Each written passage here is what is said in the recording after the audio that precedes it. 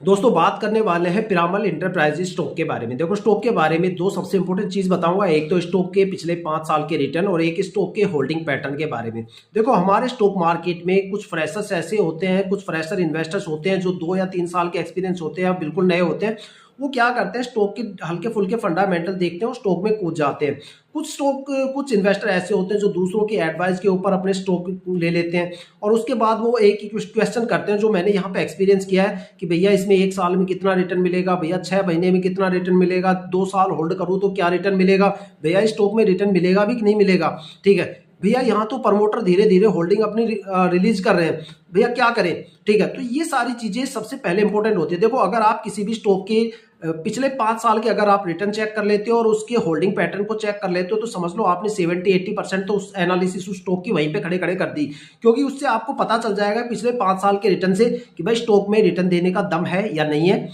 या फिर यहाँ पे रिटर्न किस किस टाइम ड्यूरेशन में आपको नेगेटिव टाइम ड्यूरेशन में, मतलब कौन कौन से नेगेटिव टाइम ड्यूरेशन है जहां पे आपको गिरावट देखने को मिल सकती है, ज्यादा से ज्यादा ये स्टॉक कितना रिटर्न दे सकता है,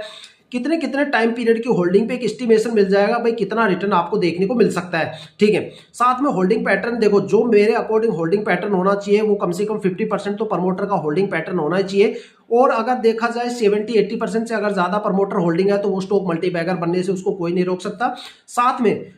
एफआईआई और डीआईआई की होल्डिंग इतनी ज्यादा मेजर नहीं होती, क्योंकि जब भी बिकवाली का दौर शुरू होता है तो एफआईआई सबसे पहले बिकवाली करके निकल जाती है, तो इतनी एफआईआई की होल्डिंग को इतनी ज्यादा कंसीडर नहीं करना चाहिए, क्योंकि जिस दिन वो बिकवाली करेंगे आखिर वो सारी जो उनका माल है वो पब्लिक इन्वेस्टर्स को अपने कंधे पे लेके चलना होगा। ठीक है, तो अगर देखा जाए स्टॉक की पिछले 5 साल के रिटर्न, तो उसके बेस पे बता दूं भाई अभी तक स्टॉक ने अच्छे खासे रिटर्न दिए हैं, लेकिन इतने ज्यादा भी रिटर्न नहीं है। जो यहाँ पे मैक्सिमम रिटर्न है वो यहाँ पे 41% से ज्यादा का नहीं है। ठीक है, और ना ही स्टॉक में अब इतनी ज्यादा कैपेसिटी है, क्योंकि यहाँ पे प्रमोटर की होल्डिंग काफी ज्यादा कम हो चुकी है, तो अब इस स्टॉक के अंदर आपको 40-45% से ज्यादा का रिटर्न शायद देखने को मुश्किल मिले।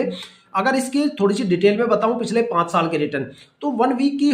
वीक में स्टॉक ने 10.5% की गिरावट दर्ज की है, 1 मंथ के अंदर स्टॉक ने 1.5% की गिरावट दर्ज की है, 3 महीने में स्टॉक ने 2.5% से के करीब यहाँ पे रिटर्न दिया है, 6 महीने के अंदर स्टॉक ने